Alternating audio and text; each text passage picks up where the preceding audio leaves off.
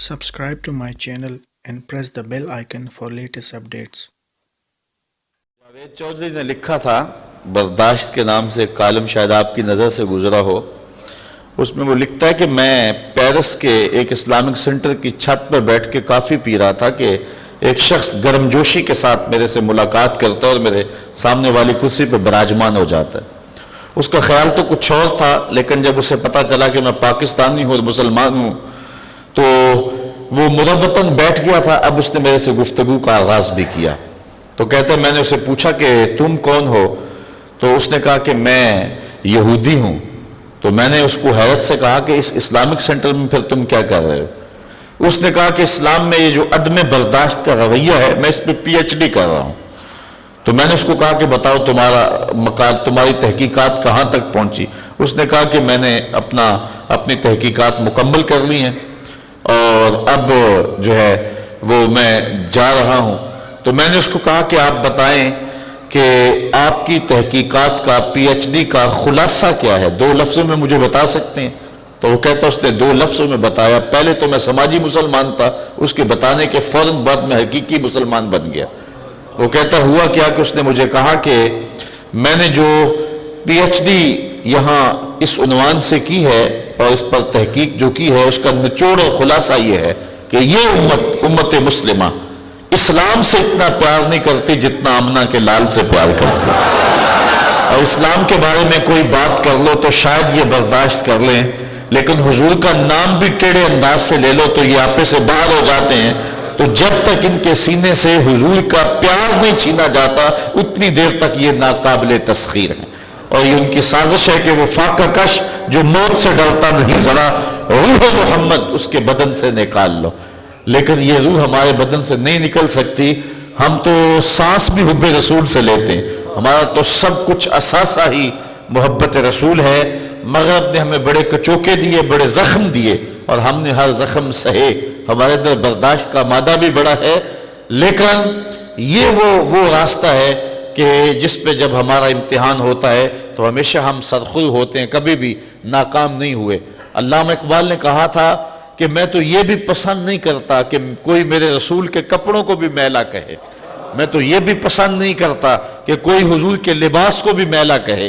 तो ये भी उलमा ने फरमाया। और हमारे यहाँ अदब के रवैये तो ये हैं कि इमाम मालिक ने 40 साल तक हुजूर के रोज़े पे बैठ के दरस हदीस दिया है और 40 साल में एक बार भी ऐसा नहीं हुआ कि हदीस की किताब के वर्क के पलटने की आवाज़ भी पैदा होने दी।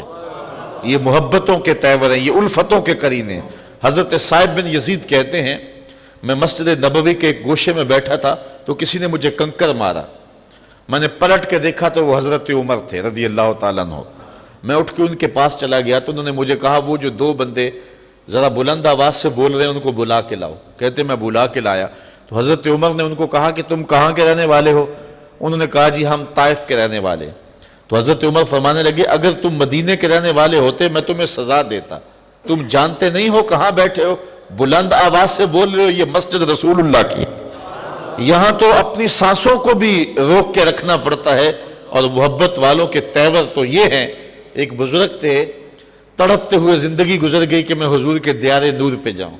आप में से कौन होगा जिसके दिल में ये आरज़ू ना हो कि मैं उड़ के मदीने चला जाऊँ।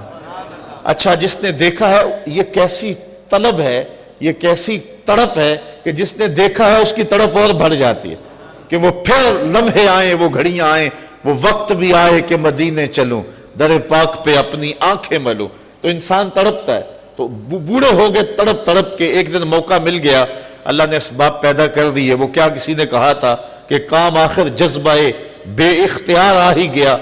दिल कुछ सूरत से तड़पा, उनको प्यार आ ही गया।